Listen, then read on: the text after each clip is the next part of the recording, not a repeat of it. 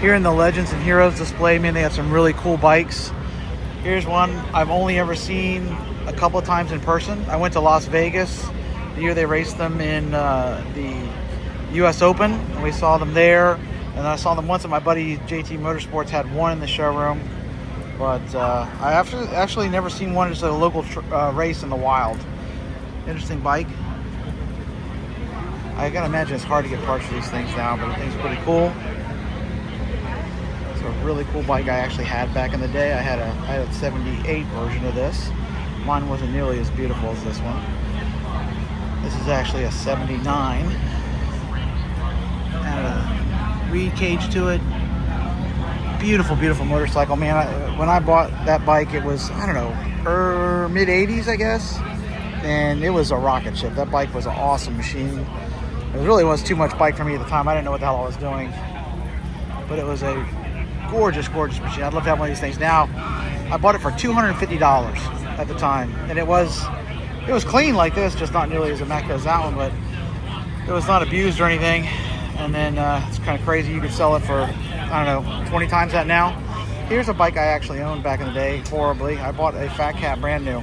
And although I don't think the purple helps it much, it was probably the worst motorcycle I've ever owned of any kind. That thing was so terrible. It almost killed me on multiple occasions.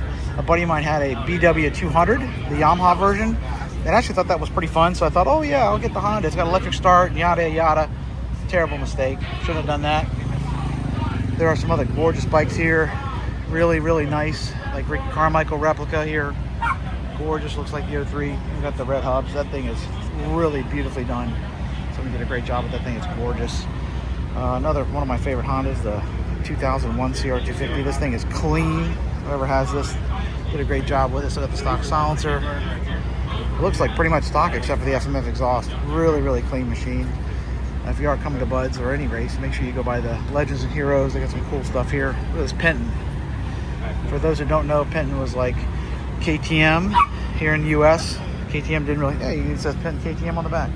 These are early KTMs before they were kind of sold here in the United States under the Penton name. In other markets, they were actually called the KTM at the time. But in the early to mid 70s, of course, KTM didn't have much of a presence here in the US. Here's a bike I owned as well. I had I think mine was a 06 if I remember right. Never really felt comfortable with this bike. This thing was super fast, but the handling was a little sketch on it. It was a fun bike, but also a bike that wanted to kill me all the time. Awesome replica of Jeremy's 97.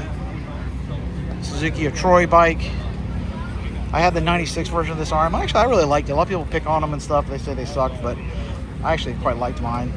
I'd be curious to see if this was like a 99 and it has the upside down forks on it, or if they replaced the forks. And this is actually a 97. I don't know what year it is, doesn't really say. But it's a cool looking bike. Still one of my favorite looking Suzukis of all time. These graphics look cool. Definitely a handsome motorcycle. A good friend of mine had one of these XT500s back in the late 80s, and I almost killed myself on it on multiple occasions. It had way more power than this chassis could handle. It was a death bike. The thing had so much torque. It was fast, but holy shit did it handle viciously. I know a lot of people love these old things, but I thought it was a handful at the time. Classic YZ.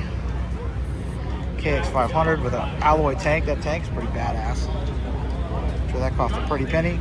And then of course you have a awesome 86 CR500R. And then Bultaco. Thumbs up for Bultaco, the old classic Italian bike. That thing's gorgeous. Beautifully done.